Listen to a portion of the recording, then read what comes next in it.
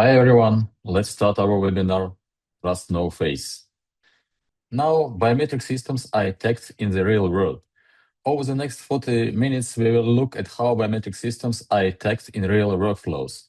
Why those attacks matter for automotive, finance, insurance, border control, and investigations, and what stronger protection looks like when biometrics are treated as part of a larger identity chain. Let's start with a quick introduction of today's speakers.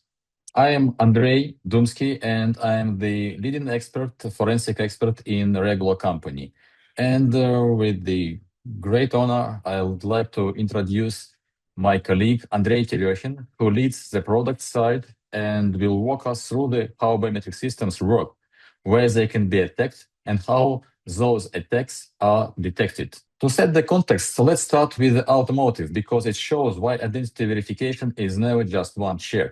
A single identity decision can affect a dealer, a lender, an issuer, a registry, a border control, and later the investigator. If the decision is wrong, the impact can quickly become very real. A loan is approved, a vehicle is released, a claim is paid, or evidence becomes harder to trace. So today, we will talk about biometrics. We will treat the face as one single inside a larger chain of trust. Most identity workflows look very clean when we draw them as a sequence. The user captured a document and a selfie. The system extracts the data, verifies the document, matches the face, and makes a decision. But real cases are rarely that neat.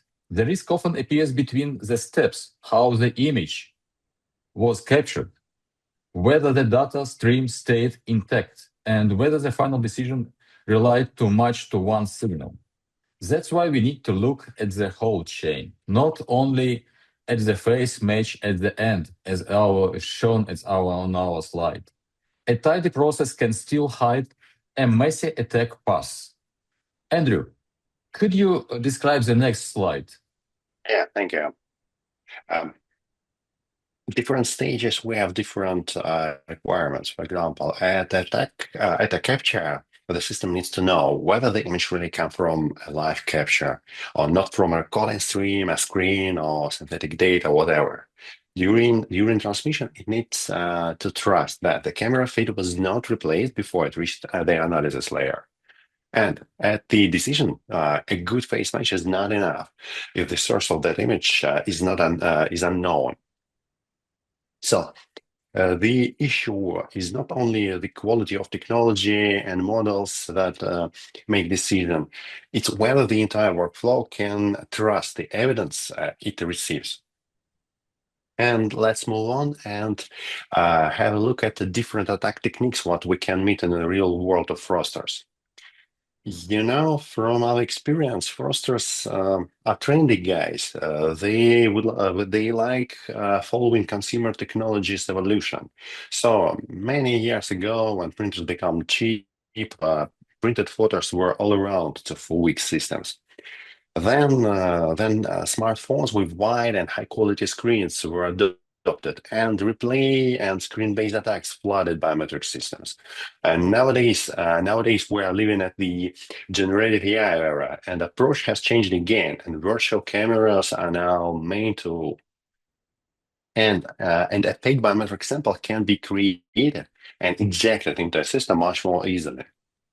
And this shift, what we are observing, is not only from simple to sophisticated attack types. It's from fooling the camera to fooling the workflow behind this camera.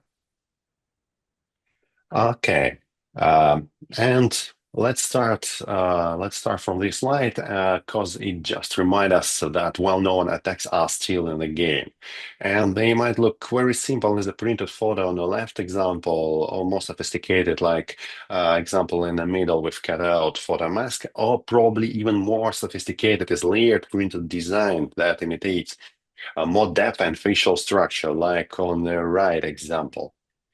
And this simplicity of such attacks makes them useful for fraudsters because a cost is low, so it's much easier to scale these attacks.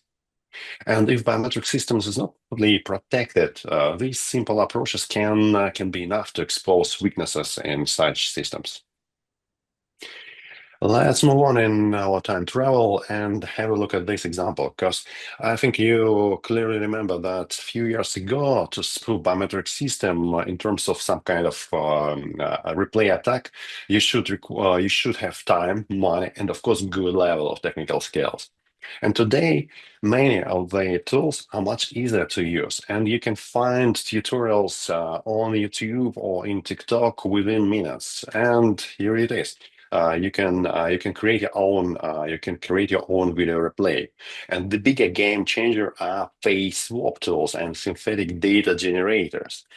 They're quite funny tools, and ordinary people use them to trick jokes.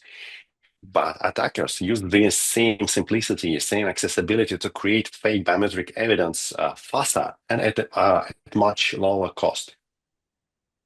But keep moving. And finally, nowadays, as I mentioned, we are in AI era. AI technology makes uh, the same ideas much more scalable and easier to reproduce. For example, on the left, you can see morphing, trying to face blended together to form an image comparison system, very effective way. In the center, a classic deepfake attack. Such images are now generated within seconds in just a mobile device. And on the right is top-notch example, a face avatar that was generated from a single photo. And as you can see, it mimics real movement with some lighting conditions and 3D features.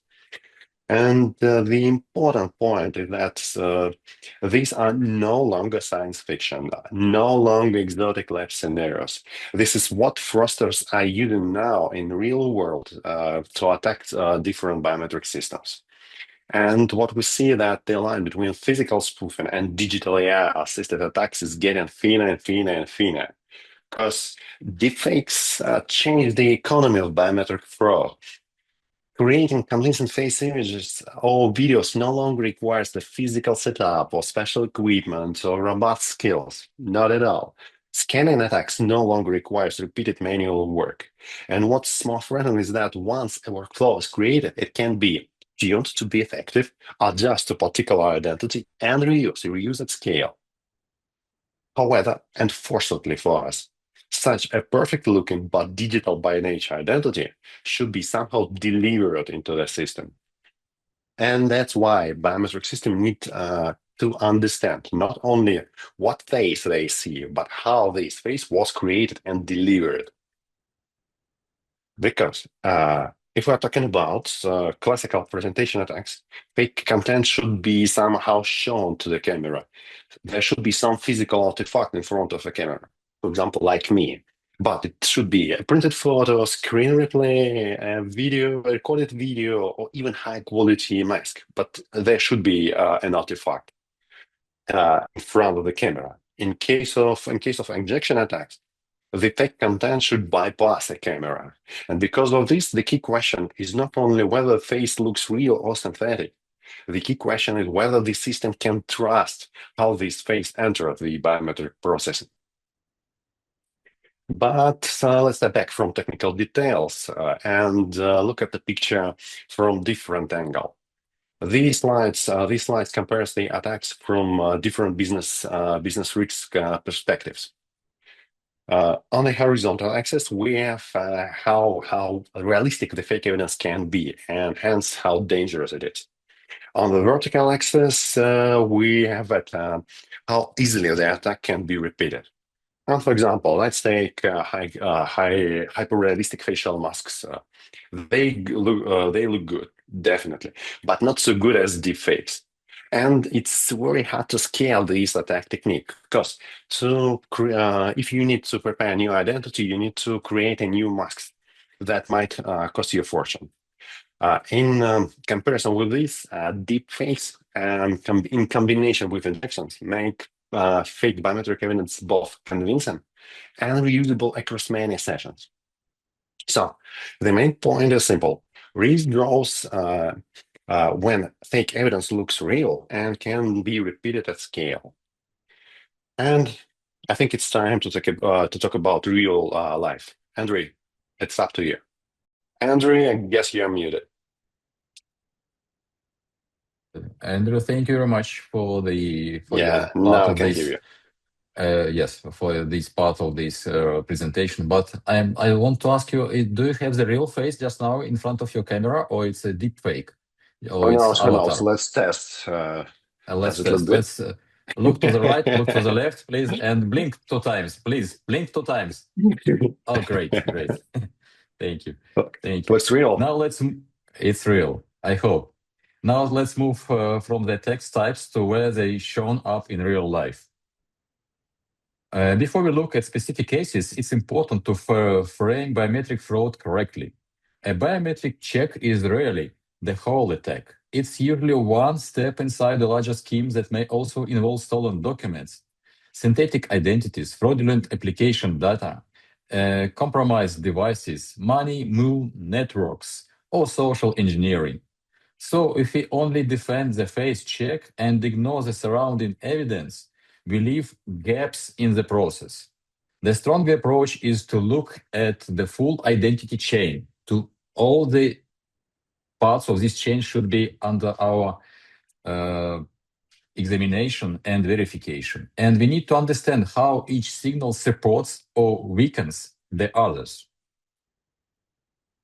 Let's go to next slide. And this is a strong example of how a biometric attack can become a part of a larger fraud scheme. According to public reporting from the Netherlands, a man allegedly opened nearly 50 bank accounts in ABN AMRO using stolen passports and manipulated selfie images. The idea was very simple but dangerous. The document belonged to a real person, a real citizen of the Netherlands, and the selfie evidence was changed to look close enough to the document holder during remote onboarding. Of course, it was only remote onboarding in this case. What matters here is the combination because it was not just a fake face, but it was stolen identity data, real identity documents, manipulated biometric evidence, and automatic decision process working together. So the lesson is not every deep fake will pass. The lesson is that when a face image is treated as trusted evidence without enough surrounding checks, fraud can scale very quickly. The ABN AMRO case was a banking example, but the structure is very familiar for vehicle-related workflows. For example, in automotive, the same identity package can appear in many places. Auto loans, insurance, sales or transfers, border checks, and later investigations. A biometric check may be part of that process, but it sits alongside documents, application data, devices, payment details, and, of course, operational context. That's why the risk is not only a fake face, the risk is a weak identity chain that allows the wrong person, the criminal, to move through the process and unlock a real outcome, such as financing, a vehicle release, a claim, or a transfer. These cases show that identity fraud in automotive is not theoretical and it's not limited to one country or one type of workflow. And you can see these real samples and examples of these fraudulent cases on our slide. We see the same pattern repeating in different forms: stolen personal data, counterfeit identity documents, vehicle loans, resale, export, and even loans for vehicles that may not exist. The details change, but the entry point is often the same. The process accepts the wrong identity as legitimate. That's why these matters for biometrics. As more vehicle-related workflows move online, the face check becomes part of the same identity chain. It can help reduce fraud, but it also becomes another point attackers will try to pass. Andrew? Yeah, Could you great. proceed? Great notice, of course. I will go on. And now with this slide, we come to the central issue behind all these examples above, because the image can look correct, the face can appear to match to document, and the workflow can still be wrong if the system doesn't understand how the image was captured, delivered, and connected to the rest of the identity evidence. And let's have a look at a great example of this, because often from our experience, we know that often the weak point behind many biometric failures is unknown origin of the picture. And have a look at the left example, because having such a perfect image in your system means that the system can measure similarity, image quality, pose, whatever, and all of these checks might look fine. But that doesn't automatically prove that the image comes from a real sensor in real time under trusted capture conditions. And the image on the right exposed real or what's origin of this image that was fake.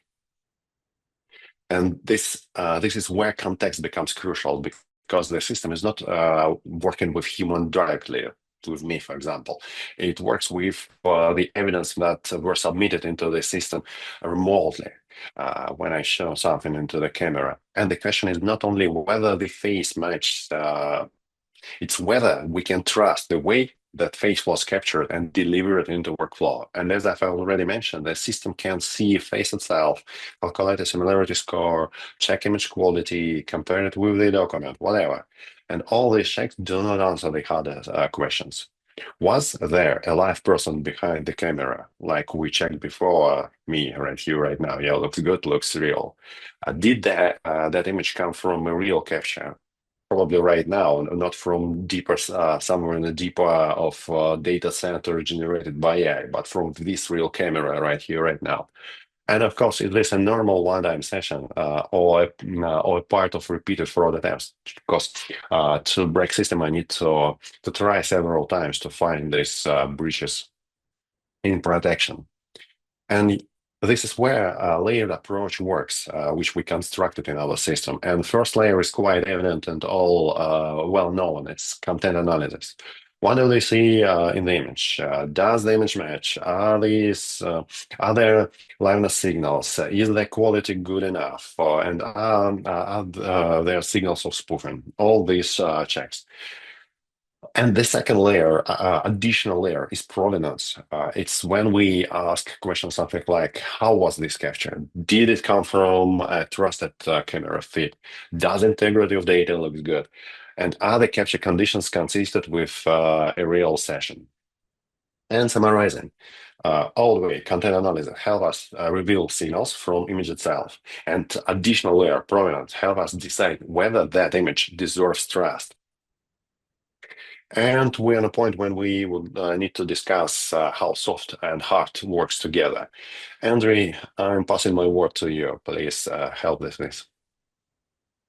Okay, thank you, Andrew. But because just now you tried to discuss a lot of about software, and just now go back to the ground, to the hardware. I prefer to speak about hardware, of course, sure. Now let's look at how software and hardware each help protect different parts of the biometric workflow. Let's go to the next slide, and we will see that software defenses are essential, but each method sees only part of the picture. Passive liveness can detect many simple presentation attacks, such as printouts or screens.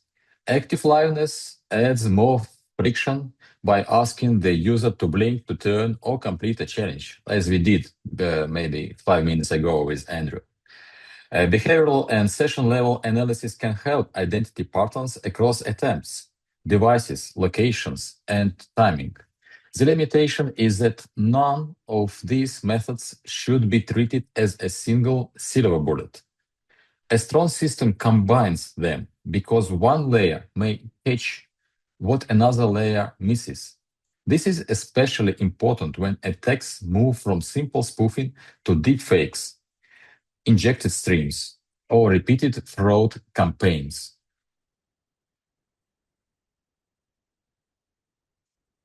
On this slide, we can see that software is very good at analyzing the signal it receives. It can check liveness, image quality, manipulation cues, timing, consistency, and decision rules across the session. But software still depends on the evidence that reaches it.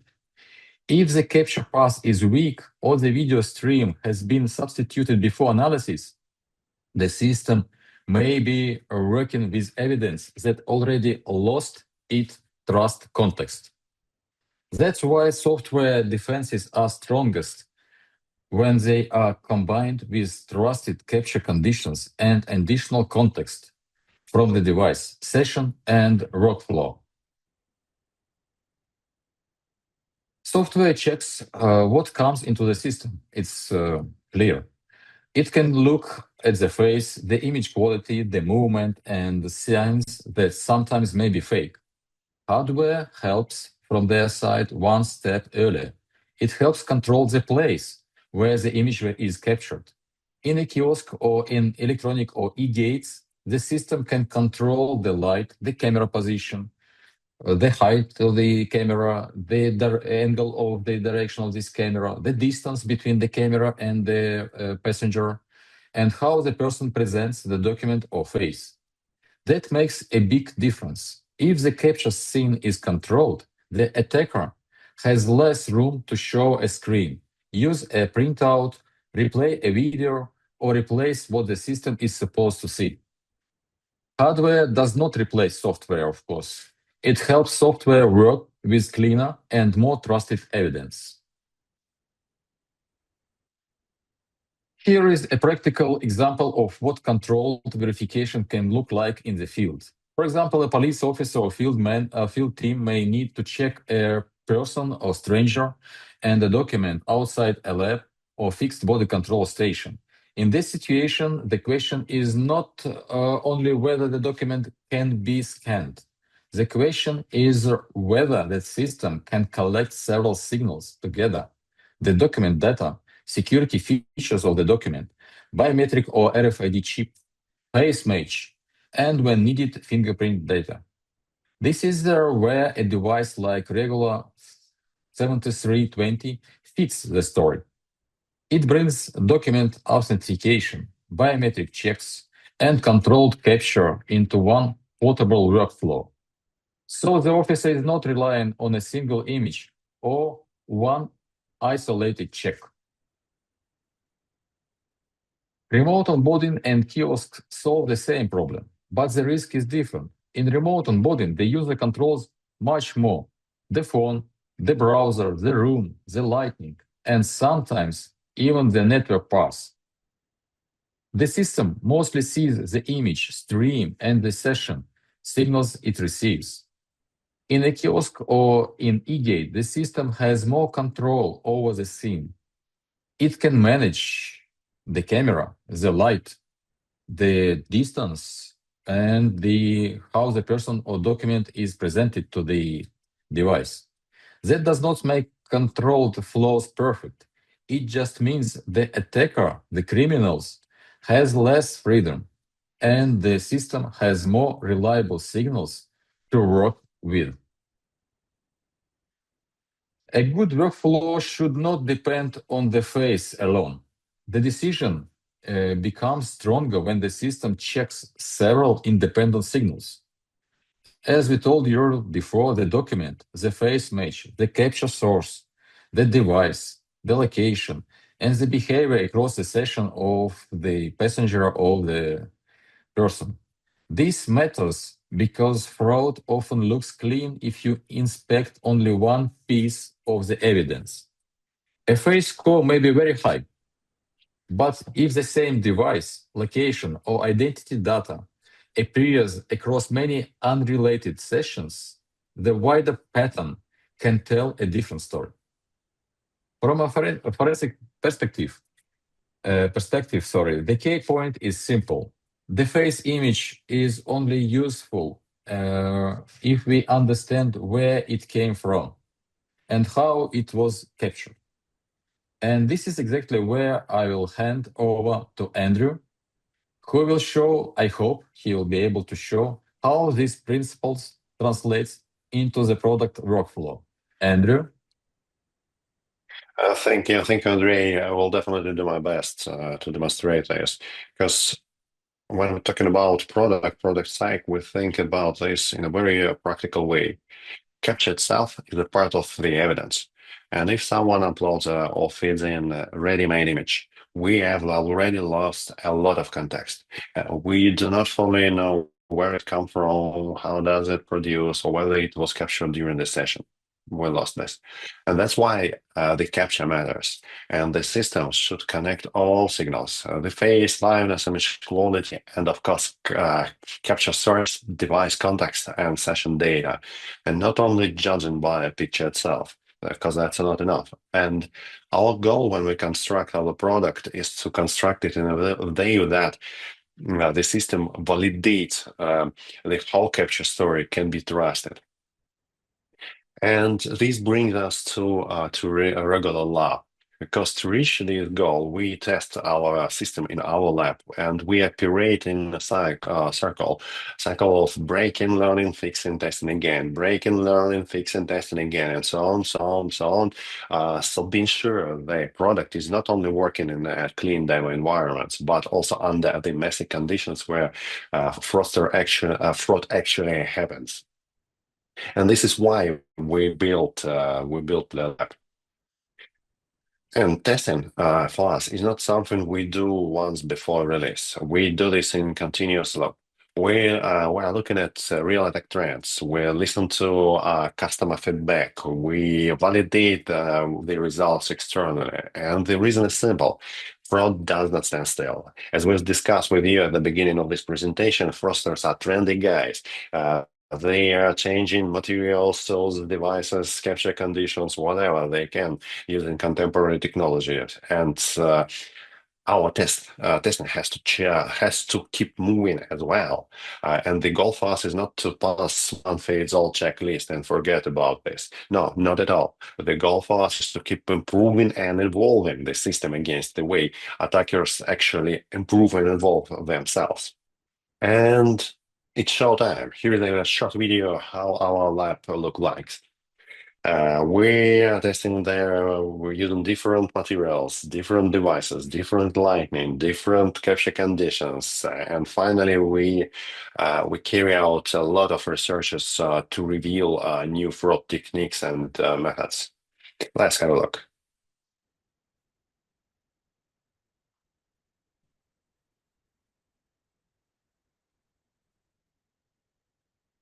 Awesome.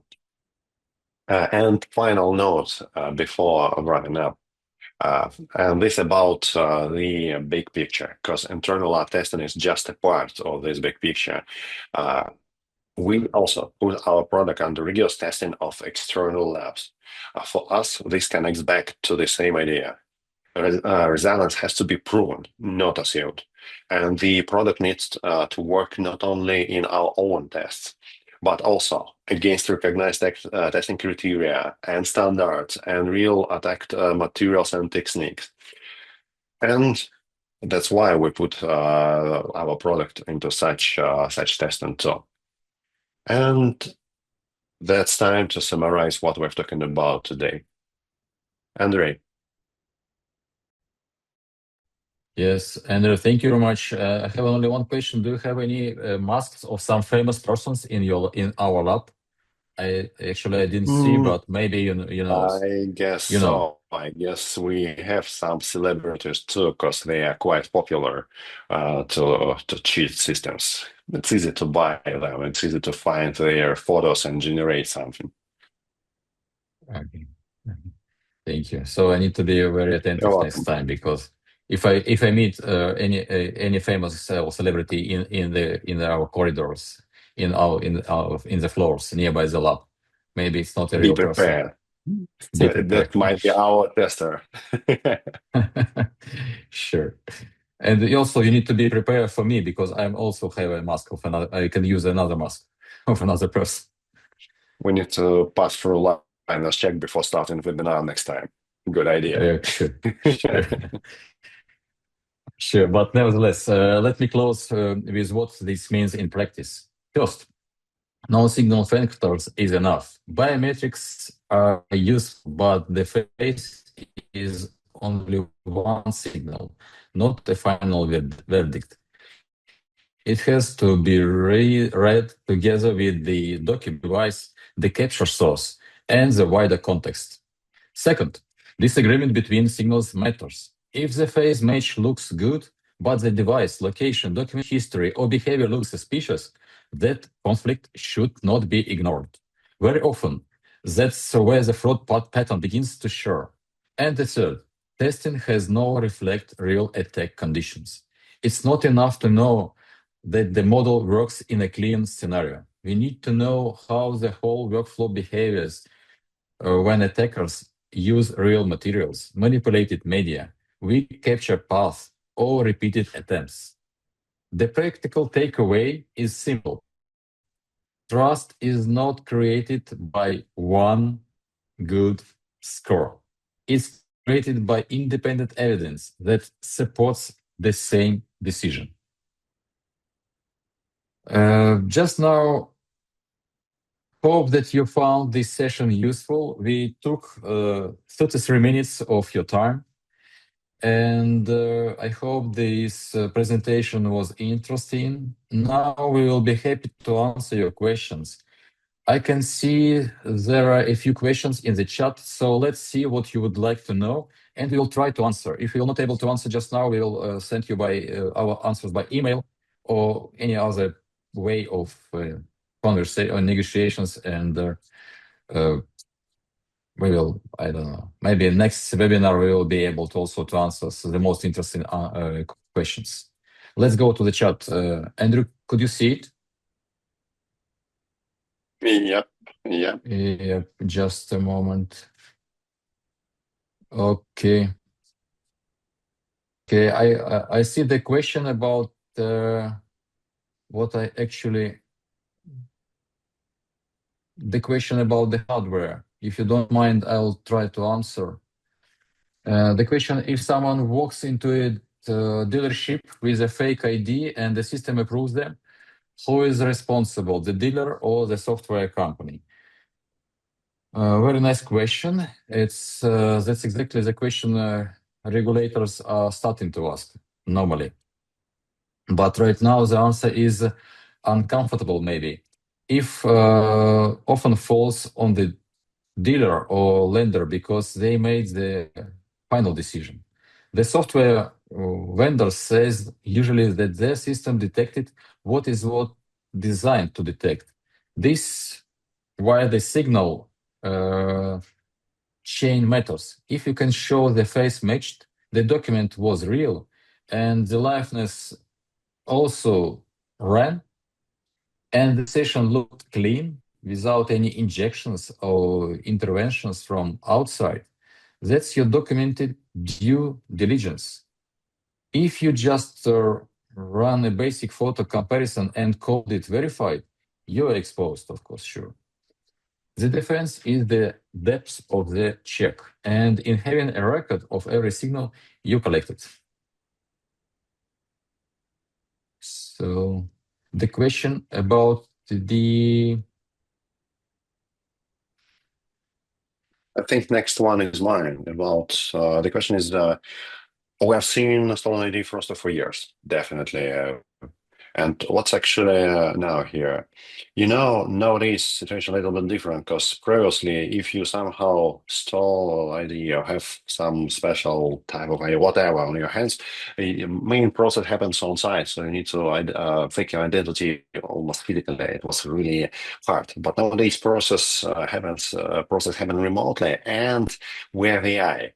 We have ability to generate identity quite simple and reuse this identity. So having your ID, having unstolen ID on hands, you can easily find a photo of this person somewhere in the social networks and use this photo to generate biometric sample and use the sample, injecting the sample into the system to cheat system. And as Andrea already mentioned, ABN AMRO case, which highlighted how many 50 accounts what was created by a single fraudster. Why? Because it can be possible to inject the same method once again, again, and again.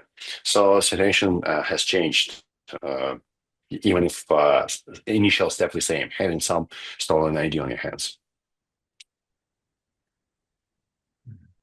The next question about the pricing. Let me answer this question about the pricing because normally, of course, we got a lot of question about this sensitive issue, but we offer very high granularity so that you can choose options that fit your case.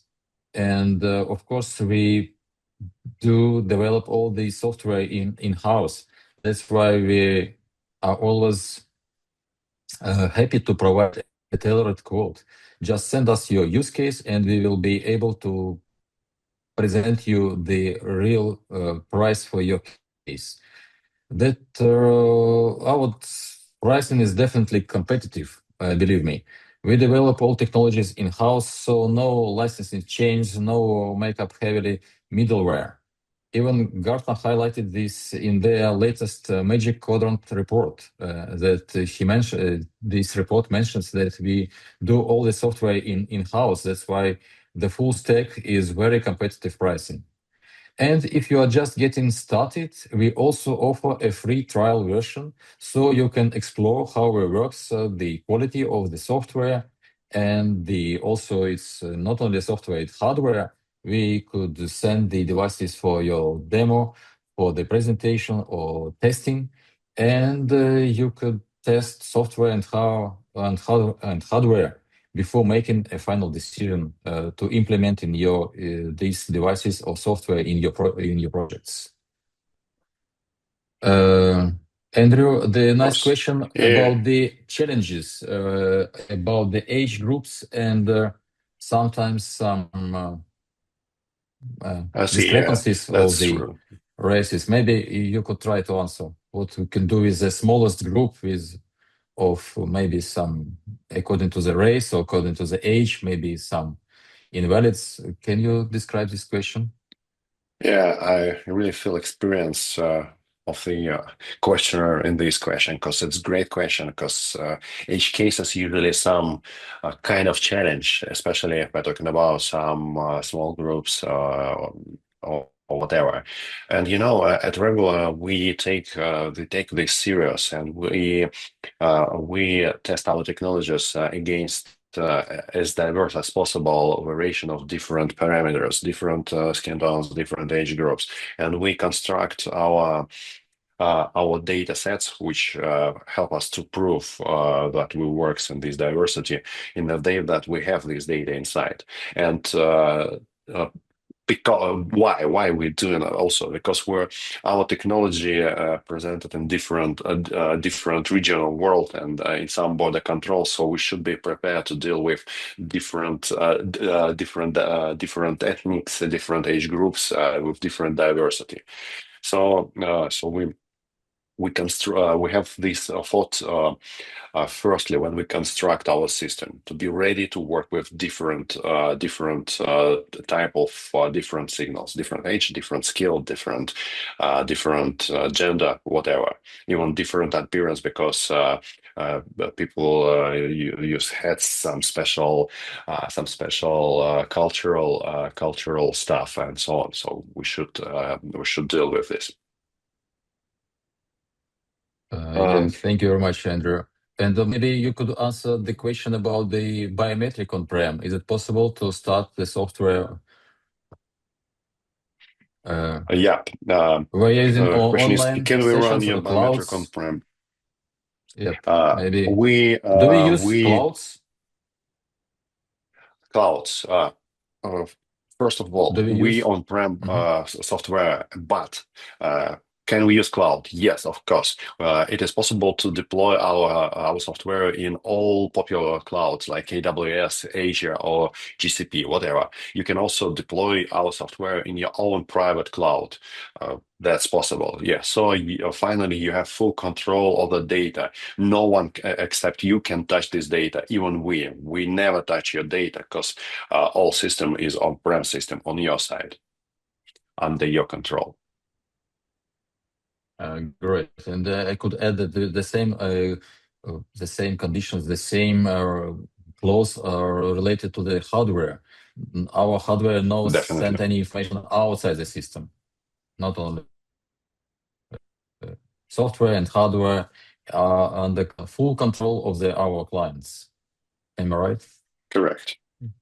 Correct. Yeah, Both and hardware and correct. software Thank you, are thank you. deployed And somewhere on the side of customer. Okay. great. And Let's let answer me the last one answer the question, last yeah, question and wrap because up. just now, Mhm. yeah, yeah. The question about the why we build our own lab. Yes, the short video from our lab just make a lot of comments and just now. What's the main idea to create our own lab is to be ready for the criminals, to go one step ahead of the criminals, and to to move forward very quickly and without any additional steps. That's why we created this lab. But my answer is we created this lab only for fun.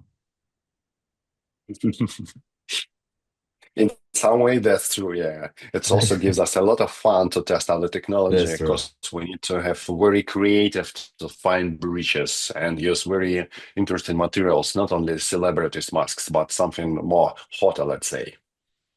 Yeah, and okay, and we can test it not in the lab's conditions. We can go outside and try to fake some and to cheat some financial institutes. Definitely. Definitely, sure. Unfortunately, we have 45 minutes according to our timing, and it's time to finish our session.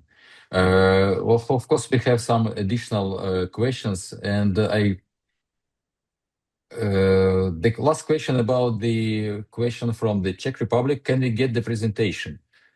Of course, sure. We will send this presentation in PDF format, and we'll share all the materials with all our participants, and not only participants, but with the guys who are registered in our webinar. That's why we understand that nobody put maybe some issues with the time. It's maybe early morning or late night. That's why we understand if somebody will leave the presentation, but we'll send for everybody these materials. And I hope they will be useful for your life, for your For your work, business for your and business. for the yeah, of course, sure, and to conversation with the and negotiations with the clients. Thank you very much for your time being with us, and hope one more time that you found this session useful and interesting. Now we are just covered all the issues and described all our slides. We sent you the information and the answers, and we'll share the presentation with all the participants. Thank you very much one more time for joining us today. If you can scan just now QR code on this slide, and or you can email us directly. Thank you. Thank you so much, everyone. Andrew? Take care and bye bye. Yeah.